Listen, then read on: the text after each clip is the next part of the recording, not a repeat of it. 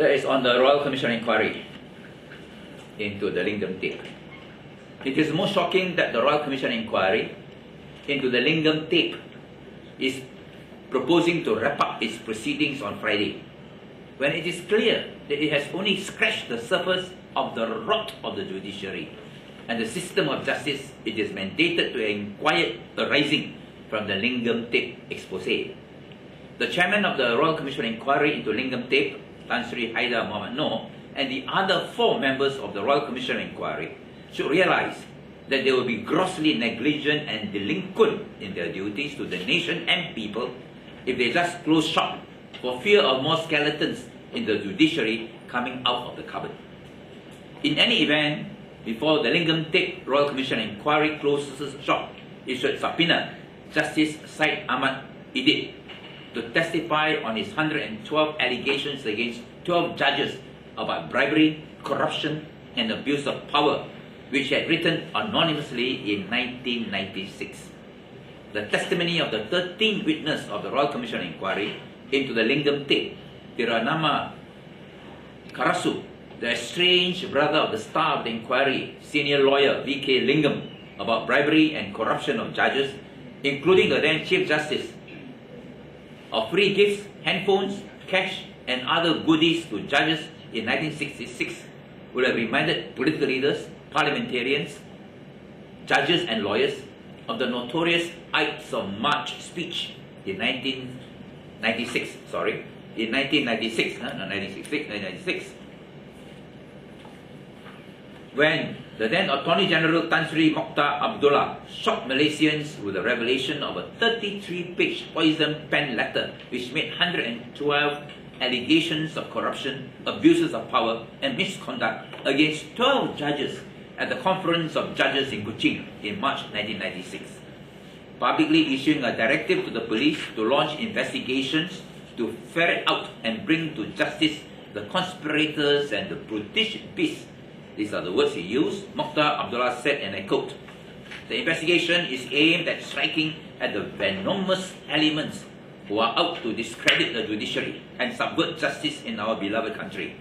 As Attorney General and Public Prosecutor, it is my duty and responsibility to ensure that the judiciary and the legal profession be cleansed of these treacherous elements who, by their vile, insidious, devious, and scurrilous allegations in this pamphlet, has sought to undermine the integrity of the judiciary and the administration of justice in the country.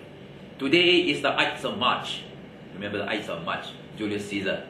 when Brutus killed Julius Caesar, the Ides of March. Today is the Ides of March, but unlike the fateful day in ancient Rome, when brutish beasts succeeded in killing Caesar, today we launch this preemptive strike at these conspirators, and inshallah, we will ferret them out, whoever they are, and bring them to justice. Unquote. 4 months later, Mokhtar Abdullah, is not the Prime Minister Abdullah, Mokhtar Abdullah announced the close of the case when he revealed that a High Court judge was the one behind the 33-page poison pen letter against the judiciary, and that the judge concerned had resigned. The judge was then High Court Judge Dato' Syed Ahmad Idid, Syed Abdullah Idid, who became a victim to a Malaysian system of justice which was completely divorced from the most rudimentary concept of justice. Syed Ahmad Idid came out of the woodworks more than a decade later to reveal in an interview last year that his allegations were never really investigated. This was confirmed by former Attorney General Tan Sri Abu Talib, who lamented that, on the other hand, the poor judge who wrote it was investigated. I had raised Syed Ahmad Idid's case in Parliament in 1996, and again, more than a decade later in March last year, calling for a reopening of the investigations into his serious allegations in view of their grave and adverse implications about judicial independence and integrity, but to no avail. Now that the 1996 allegations of judicial bribery, corruption, and abuse of power have surfaced at last week's public hearing of the Royal Commission of Inquiry into Lingam tape, I call on the Royal Commission of Inquiry Chairman Tan Sri Haidar and other 4 commissioners to subpoena Syed Ahmad Idid to testify on his allegations 112 allegations against 12 judges about bribery, corruption, and abuse of power in 1996. Syed Ahmad Idid was the first judicial whistleblower who was victimized and punished instead of being rewarded for his act of supreme loyalty to his oath of office as a judge. If Syed Ahmad Idid's whistleblowing had been heeded, resulting in thorough investigations and root and branch reform of the judiciary 12 years ago,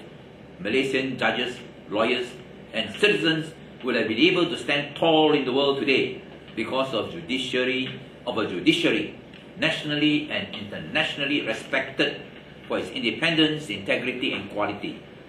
This has become an even greater challenge to a Royal Commission of Inquiry into the Lingam tape, which, in the final analysis,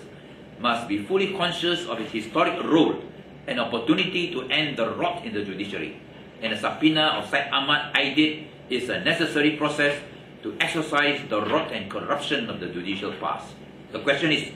whether the Royal Commission of Inquiry into the Lingam tape is bold, public-spirited, and nationalistic enough to rise to the challenge, or you will cower and back off from such a historic opportunity and challenge the right of the fundamental wrongs of Malaysian national and institutional integrity.